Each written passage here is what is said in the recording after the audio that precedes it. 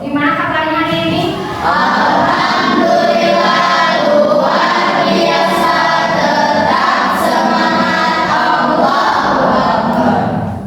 Sebelum mulai pelajaran, kali ini kita berdoa terlebih dahulu. Silakan kepada ketua kelasnya untuk dipimpin doa.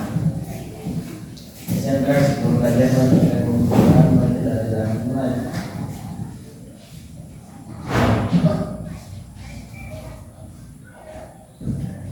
Selesai. Ada untuk lesson hari ini ada yang tidak hadir?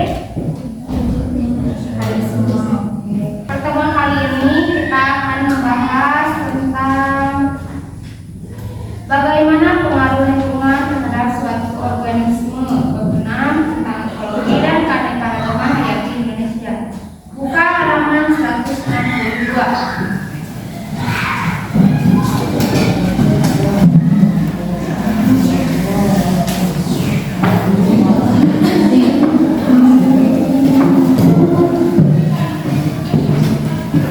Sebelum itu kalian akan dibentuk menjadi 4 kelompok terlebih dahulu. Kelompok pertama ada Rasel, Siska, Reja, Ridwan. Kelompok kedua ada Ubi Supriyadi, Siti Nurhayati, Anifira, Anissa, Haris. Kelompok 3 Dina, Neng Irma, Sendika, Iqbal, Ropianti. Kelompok 4 ada Juli, Rasid, Ikar, Ayu, Ariyanti. Silakan untuk duduk sesuai kelompok.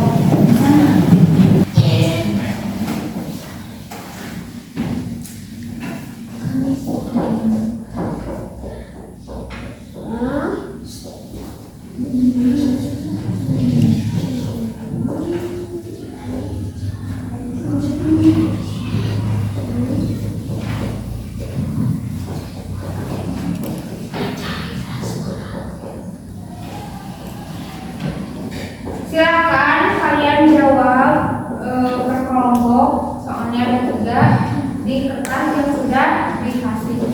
Waktunya 15 menit dari sekarang.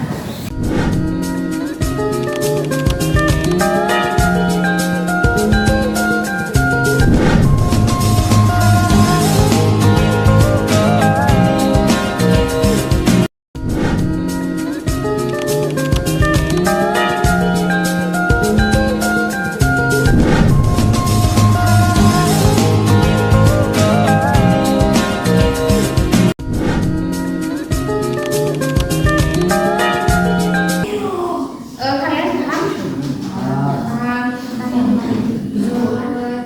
Paham? Paham? Ada yang di buku jawabannya, ada yang ditanyakan dulu. Apa yuk? Ya bebas. Untuk nama ekosistem yang diamanatnya bebas ya, kalian pilih mau apa saja. Paham? Paham.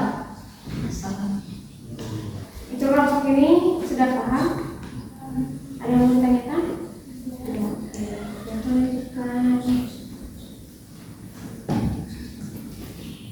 Kelompok 1 presentasi ke depan.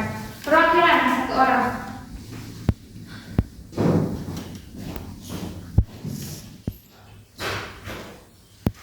Nama ekosistem yang diamati hutan hujan tropis. Apa saja faktor biotik yang ditemukan hutan hujan tropis? 1. Tanaman.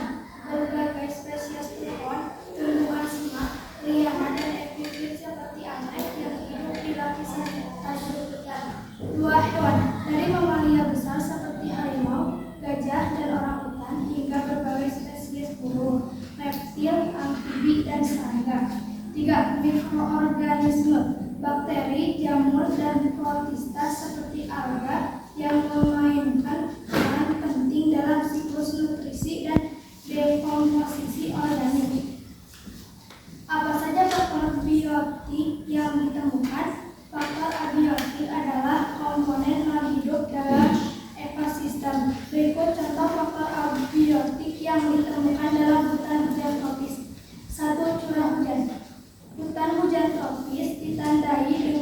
curah hujan yang tinggi sepanjang tahun, yang memberikan kelembaban yang konstan bagi tumbuhan dan hewan yang hidup di dalamnya. 2. Suhu di hutan hujan tropis cenderung tinggi dan stabil sepanjang tahun.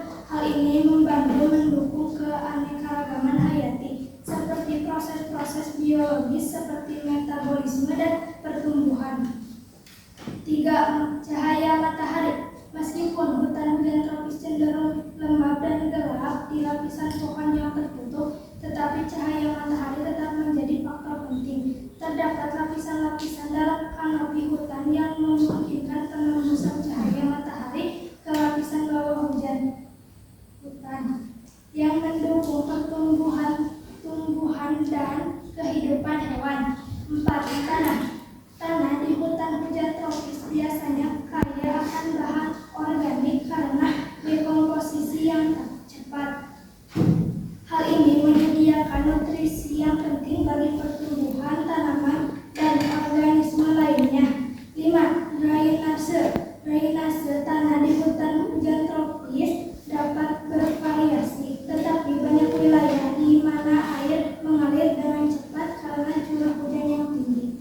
Ini dapat mempengaruhi ketersediaan air bagi tanaman dan hewan, serta pengaruh terhadap pembentukan habitat.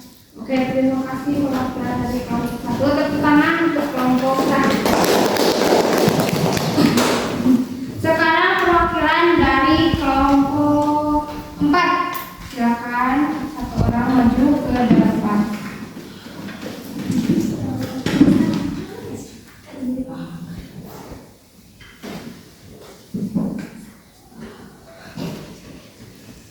Nama ekosistem yang diamati terumbu karang. Apa saja faktor biologis yang menyebabkan terumbu karang? 1. Karang.